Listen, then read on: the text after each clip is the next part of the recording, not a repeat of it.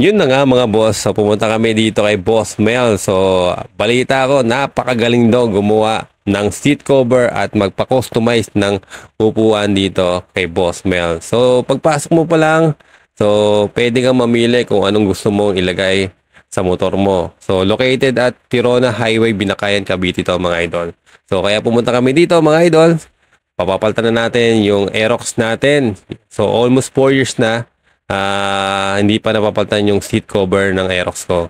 So, ayan po yung mga sample nila. So, kahit anong motor, pwede dito kay Boss Mel. So, ito pala yung mga nakasabay ko mga boss. So, ito yung Aerox ko.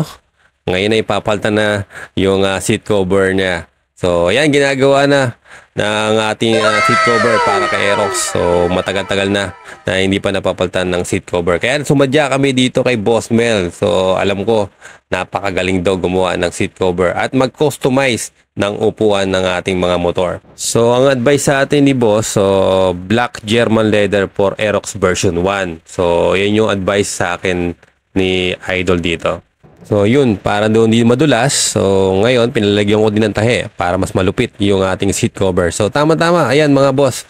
So tapos na yung ating seat cover. So ikakabit na rin ni Kuya yan. So i-set up niya at ibabalik na yung upuan natin. So almost 4 years. So ngayon, magiging astig ulit si Aerox. So sulit na sulit yung ating seat cover. So, kaya pinalitan na natin na mas malupit na cover na galing kay Boss Mel. So, ayan po yung shop ni Boss Mel.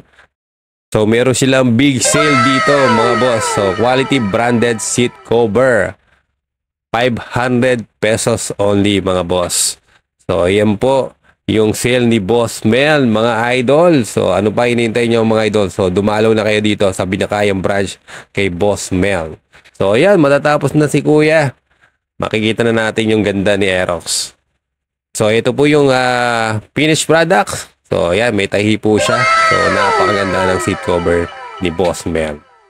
Maraming salamat kay JD Motovlog. Meron tayong extra feature kay Boss. Salamat, idol.